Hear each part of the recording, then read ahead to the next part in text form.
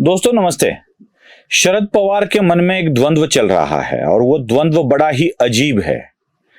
मराठी में एक कहावत है, जो कहावत मराठी में बताऊंगा और हिंदी में भी समझाऊंगा।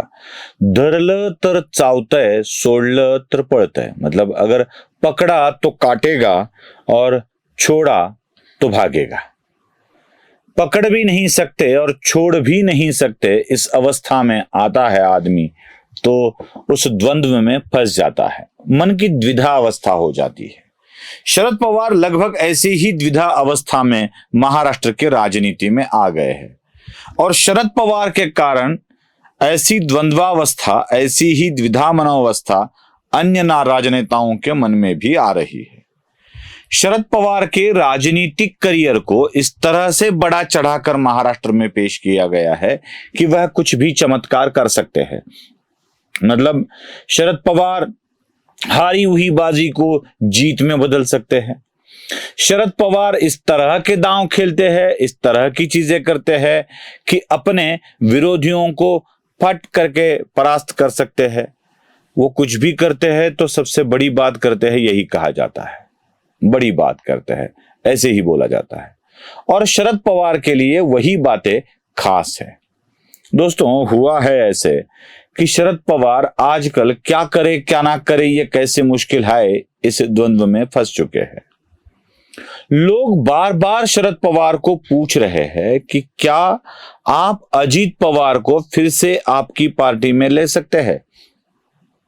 अब शरद पवार पहले तो ना कहते थे, जून में एक बार कहा ना, फिर जून में कहा हाँ देखेंगे, जिसकी जरूरत है, जिसकी जितनी उपयोगिता है उसको लेंगे, जिसकी उपयोगिता नहीं है उसको ना लेंगे। फिर जुलाई में कल परसों शरद पवार को पूछा गया कि क्या आप लोगे, तो कहा घर तो सबके लिए खुला है, राजनीति वाली जो बात है वो देखेंगे। जब शरद पवार ऐसी बातें करते हैं तो समझ लेना चाहिए कि शरद पवार के मन में ही द्वंद्व चल रहा है। क्या अजीत पवार को साथ लेना चाहिए? छोड़ दिया तो भाग जाएगा। सिर्फ अजीत पवार नहीं, अजीत पवार के कारण सत्ता से भी दूर रहना पड़ेगा, ये शरद पवार को पता है। हाँ, एक बात तो सही है कि शरद पवार ने उद्धव ठाकरे की सहानुभूति को सामने कर कर अपने लिए बहुत कुछ जमा कर लिया है।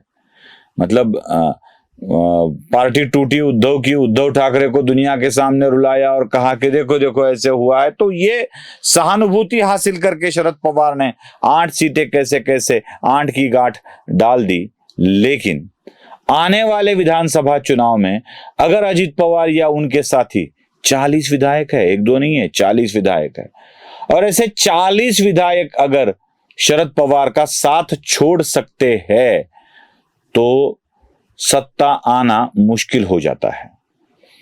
तो अजीत पवार को जाने दे या न जाने दे, इस मुद्दे पर अड़े हुए हैं शरद पवार। अटके हुए हैं, अड़े हुए नहीं, अटके हुए हैं शरद पवार। और यही द्विधावस्था है कि अगर पास रखूं अजीत पवार को तो सुप्रिया का ये खत्म करना पड़ेगा, और वहीं पर सुप्रिया जो है वो अलग अलग दांव खेलते जा रही है। हाल ही में सुप्रिया सुळे ने एक फोटो ट्वीट किया है, मैं वो ट्वीट भी आपको दिखा देता हूं, देख लीजिए। उसमें उनके सीकीपी होने का दावा किया है।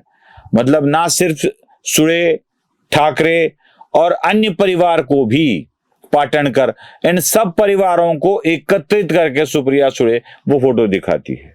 अब जहां शरद पवार अपनी मराठा वाली राजनीति चला रहे हैं, वहां सुप्रिया सुळे अपनी सीकेपी वाली बात आगे दौड़ा रही है। तो मराठा राजनीति के साथ साथ सीकेपी वाली राजनीति भी यहां चल रही है। तो अगर पास रखूं तो सुप्रिया का क्या होगा अजीत पवार को, ना रखूं तो सत्ता का क्या होगा, इस द्वंद्व में शरद पवार फंसे हुए हैं। ना सिर्फ शरद पवार के साथ अन्य लोगों में भी ऐसा ही एक द्वंद्व है, ऐसी एक द्विधा मनावस्था है, और वो है जयंत पाटिल, एनसीपी के प्रदेश इकाई के अध्यक्ष। जयंत पाटिल को ऐसे लग रहा है कि साहब चमत्कारी पुरुष है, साहब के हाथों में पार्टी चली गई तो साहब तो अभी बच्ची को राष्ट्रीय राजनीति में स्थापित करना चाहते हैं।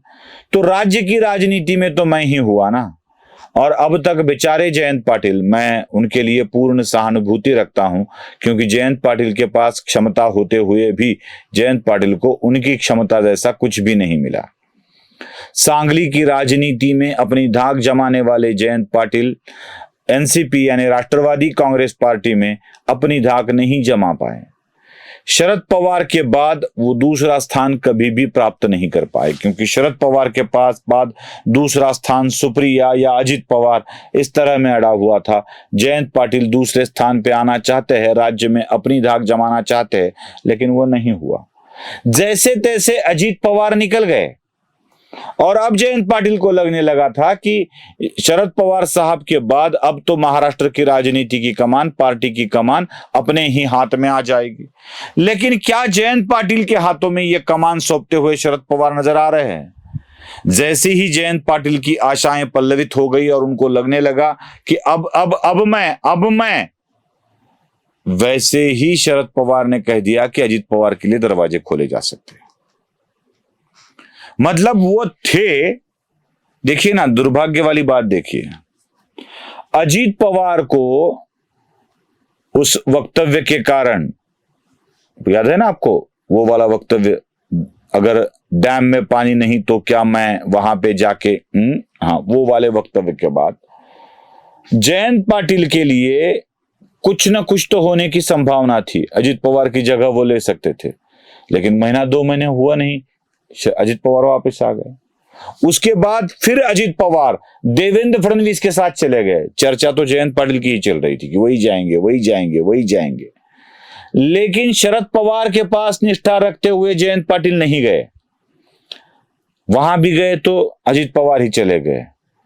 अब जयंत पाटिल को लग रहा था कि सरकार बनेगी तो मैं डिप्टी सीएम जरूर बनूंगा, लेकिन हाय रे किस्मत, अजित पवार फिर वापस आ गए और डिप्टी सीएम बन गए। अब जयंत पाटिल को लगने लगा कि मैं चला जाऊं लोगों को साथ लेके, वहां तो बन जाऊंगा कम से कम बीजेपी में। वह भी नहीं हो पाया, फिर से अजित पवार चले गए और वहां जाकर डिप्टी सीएम ही बन गए। वो छोड़ दीजिए जिन्होंने इतनी बार पार्टी को छोड़ा पकड़ा पकड़ी का खेल चल रहा था। उस वक्त जब सत्ता जाती है महाविकास आघाड़ी की, तो जयंत पाटिल को लग रहा था कम से कम लीडर ऑफ ऑपोजिशन तो बना देंगे। वह भी नहीं हुआ, वहां भी अजित पवार ही बन गए। अब जाके पार्टी के अध्यक्ष बने थे, तब भी अजित पवार उनको ही गाली देकर निकल गए। और अब जाके कहां सत्ता आ सकती है ऐसा मन में टिमटिमाता हुआ दिया जल रहा है, तो शरद पवार फिर से एक बार बात कर रहे हैं कि अजित पवार के लिए घर के दरवाजे खुले हैं। शायद वो राजनीति वाली बात उनके लोगों के साथ करके, अब क्या जयंत पाटिल ना कहेंगे नहीं साहब अजित पवार को नहीं लेना चाहिए, मैं ही बनूंगा? तो क्या सुनेंगे जयंत पाटिल की ये बात शरद पवार ने कह दी? तो नहीं सुनेंगे ना। जयंत पाटिल के लिए भी ऐसी स्थिति है जैसे शरद पवार की है, पकड़ेगा तो काटेगा। अजित पवार को जयंत पाटिल पकड़ेंगे तो उनके पद की इच्छा को ही वो काट खाएंगे। अगर छोड़ेंगे तो ऐसे भाग जाएंगे कि पद पर ही नहीं आ पाएंगे। तो जयंत पाटिल के लिए भी वही अवस्था है, छोड़ूं या पकड़ूं। और जयंत पाटिल है कि अपना निर्णय ले भी नहीं पा रहे हैं। लेकिन एक बात है, अब की बार शरद पवार ने अजित पवार को पकड़ा तो समझ लीजिए जयंत पाटिल उनके हाथ से छूटे। और जयंत पाटिल के छूटने का मतलब है वो जाकर गिरे महायुति के पलड़े में। तो शरद पवार के लिए बहुत बड़ी दिक्कत है, चाहे इसको पकड़े या उसको पकड़े, एक का तो जाना कंफर्म है और एक जाएगा तो पार्टी का नुकसान होना कंफर्म है। तो बेचारे दोनों एक दूसरे को देखते हुए एक दूसरे से ही सवाल पूछ रहे हैं, क्या करे क्या ना करे, ये कैसे मुश्किल है, कोई तो बता दे इसका हल ओ मेरे भाई। नमस्ते।